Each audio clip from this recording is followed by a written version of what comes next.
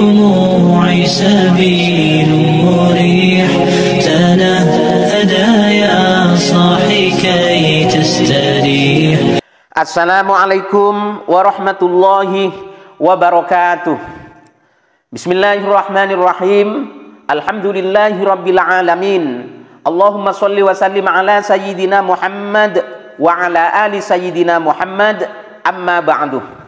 Ada dua orang Ustadz Wahabi, bahkan mereka berdua termasuk petinggi dan pentolan Wahabi, yakni Firanda Andirja dan Ahmad Zainuddin, yang mana keduanya sama-sama lantang menyuarakan larangan zikir bersama setelah sholat, zikir nyaring setelah sholat, dan berjabatan tangan setelah sholat. Tapi ingat ya, larangan di sini adalah larangan Wahabi sendiri, bukan larangan Nabi, juga bukan larangan syariat. Mereka buat-buat ketentuan sendiri, mereka buat-buat kaidah sendiri. Bahkan lebih daripada sekedar larangan, katanya tidak disyariatkan, dan akhirnya sampailah pada tujuan ujung, yaitu bid'ah. Tapi saya ingatkan lagi ya, haram menurut mereka, bid'ah menurut mereka, bukan menurut Nabi, bukan menurut sahabat, bukan menurut ulama salaf, dan juga bukan menurut ulama ahli sunnah wal jamaah. Kita setelah sholat kita boleh lihat HP, boleh, nggak ada masalah. Kita setelah sholat kita boleh ke toilet, bisa. Tetapi yang jadi masalah tatkala seorang setelah sholat berjabat-jabat tangan, ini yang jadi masalah. Anda selesai menunaikan sholat, Anda salam, Assalamualaikum warahmatullah. Assalamualaikum warahmatullah. Dalil dan contoh ada. Apa itu? Begitu selesai, Quran surah keempat ayat 103. فَإِذَا قَضَيْتُمُ الصَّلَاةَ فَاذْكُرُوا اللَّهَ. Maka jika Anda tuntas mengerjakan salat, berzikirlah kepada Allah. Hadis Muslim hadis 593. Astaghfirullah, astaghfirullah, astaghfirullah. Setelah itu lanjutkan, Allahumma antas salam, minkas salam, tabarakta ya dzal jalali wal ikram, dan seterusnya sampai 597. Jadi setelah salat adalah zikir. Astaghfirullah, astaghfirullah, astaghfirullah. Allahumma antas salam. Selanjutnya berdoa dan seterusnya. Baik. Assalamualaikum warahmatullah. Assalamualaikum warahmatullah. Tiba-tiba tangan disodorkan untuk salaman. Kanan dan kiri. Boleh tidak? Boleh tidak? Yang boleh angkat tangan. Yang tidak boleh angkat tangan. Yang wallahu a'lam, enggak usah angkat tangan. Karena waktu kita mau habis di sini. Lihat sini. Untuk menentukan boleh dan tidak, tadi kaidahnya. Lihat, ini sederhana. Cuman satu bagian dari kalimat, tapi maknanya dalam. Boleh dan tidak, jangan asal bicara ini boleh, ini tidak. Anda tidak boleh menghukumi sesuatu di syariat kecuali memahami ketentuannya. Apa landasannya? Mana dalilnya untuk menentukan boleh? Anda tidak paham dalil, jangan bicara hukum. Kata Imam Malik, Anda hafal 100.000 hadis tapi tidak memahami isinya, jangan bicarakan tentang hukumnya. Apalagi Anda yang tidak hafal hadis baru tahu terjemahannya, tiba-tiba memberikan hukum pada orang lain, itu yang bahaya. Awas, hati-hati. Nah, bagaimana menentukannya? Apa dalilnya? Tayyib. Hadis riwayat At-Tirmidzi menyampaikan dari Nabi sallallahu alaihi wasallam, "Ma min muslimaini yaltaqiyani fayatasafahani illa ghufira lahumā qabla an yatafarraqa." Tidaklah dua orang muslim bertemu dimanapun kapanpun. Catat kalimat itu. Dimanapun kapanpun. Mau di dalam masjid, mau di luar masjid, mau di kantor, mau di rumah, kapanpun dalam kondisi yang dibenarkan. Mau setelah sholat, mau di luar sholat, yang dibenarkan. Karena di dalam sholat gak mungkin Allahu Akbar, Allahu Akbar. Mustahil. Dalam kondisi yang dibenarkan. Ba'da salat, Assalamualaikum, Assalamualaikum. Di luar masjid, fayatasafahani, tiba-tiba keduanya bersalaman. Salaman. Ghufira lahumā qabla an yatafarraqa. Maka diampuni dosa-dosa yang pernah melekat pada keduanya. Pada keduanya.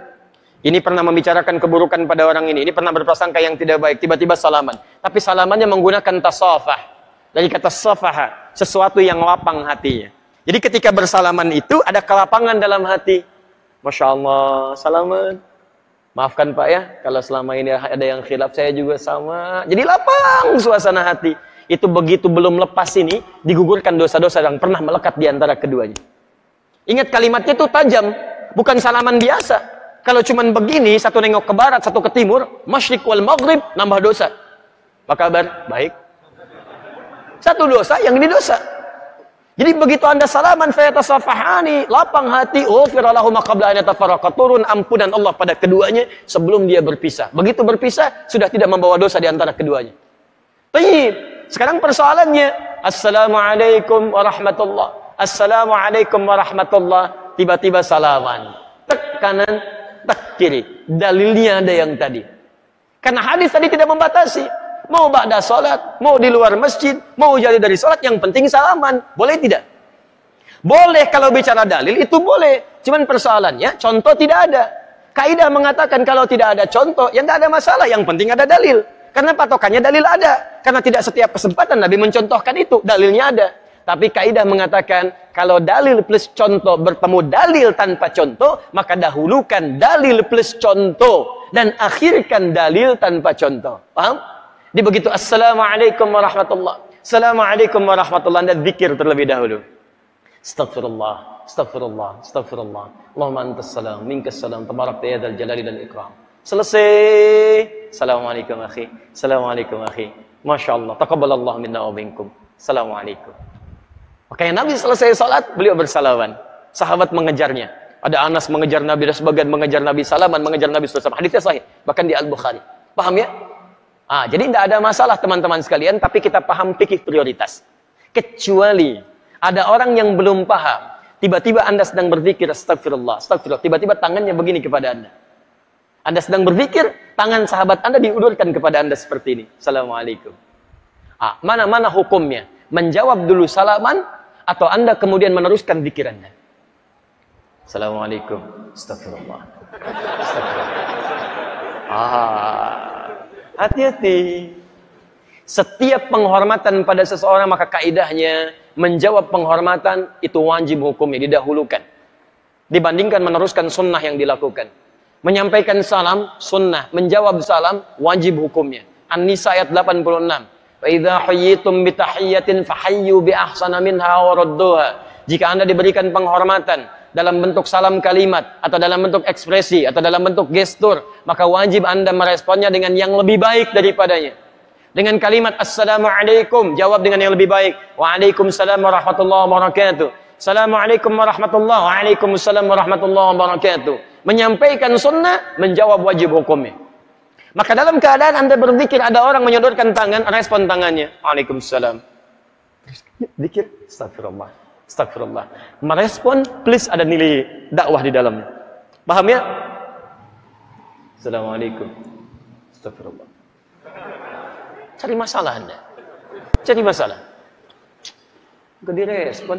Jenggot baru 3 nggak ngerespon. Jadi kejenggot tadi ya. Saudara-saudariku kaum muslimin, pada suatu ketika Firanda Andirja melakukan suatu hal sunnah yang cukup mengejutkan umat, baik dari kalangan Aswaja maupun dari kalangan Wahabi itu sendiri. Apa sunnahnya Firanda yang dilakukan itu? Setelah sholat, belum selesai secara sempurna, bukannya dia berzikir, bukannya dia baca istighfar, baca Al-Quran, ataupun zikir-zikir yang lain, akan tetapi dia langsung memasukkan tangannya ke dalam kantong untuk mengambil HP, dan kemudian langsung mainan HP. Ya Allah dah, sampian selama ini lantang sekali suaranya untuk menyesat-nyesatkan, untuk membid'ah-bid'ahkan kaum muslimin yang berjabatan tangan setelah sholat, yang zikir keras, yang zikir bersama-sama dan berdoa setelah sholat. Lah kamu sendiri udah nggak berzikir, justru mainan HP. Lalu kemudian kamu marah-marah, kamu mencak-mencak, kamu marah besar setelah mendapat teguran dan nasihat dari teman Wahabimu sendiri, yaitu Pak Ahmad Zainuddin. Dia katakan bahwa perbuatanmu itu adalah gak baik, dan itu menunjukkan bahwa akidahmu itu dah bermasalah. Salam yang kedua, tangannya sudah langsung merogoh kantong untuk melihat handphone. Assalamualaikum warahmatullahi wabarakatuh. Assalamualaikum warahmatullahi wabarakatuh. Kemudian tanpa berzikir, tanpa hatta istighfar, enggak istighfar, langsung zikirnya touchscreen, murojaah Facebook. Maka pada saat itu yakini baik-baik, akidah Anda sedang bermasalah, sedang bermasalah, sedang bermasalah. Ikuti orang salafi seperti ini. Salafi macam-macam. Ada salafi tukang ghibah, ada salafi yang tukang tahdir, ada salafi kurang kerjaan seperti salafi ini. Saya nasihati antum dapati ada ustaz seperti ini, jangan hadir di majelisnya. Meskipun dia salafi, kita bilang salafi kurang kerjaan. Paham? Tinggalkan dia. Kalau antum duduk dengan orang seperti ini, mulut antum jadi kotor, ghibah, antum tidak pernah tabayun, tidak pernah cross check, jelek-jelekan ustaz yang lain, ente mampus hari kiamat nanti. Kalau ada orang gila, jangan ikut gila. Biarin dia gila sendiri. Paham? Ini sekarang saya sudah terpengaruh kegilaannya. Oleh karenanya ada orang seperti ini, tutup, jangan datang ke pengajiannya. Ustaz dia salafi, ya salafi, kurang kerjaan, sudah, tutup. Ustaz dia salafi, ya salafi, kurang kerjaan, sudah.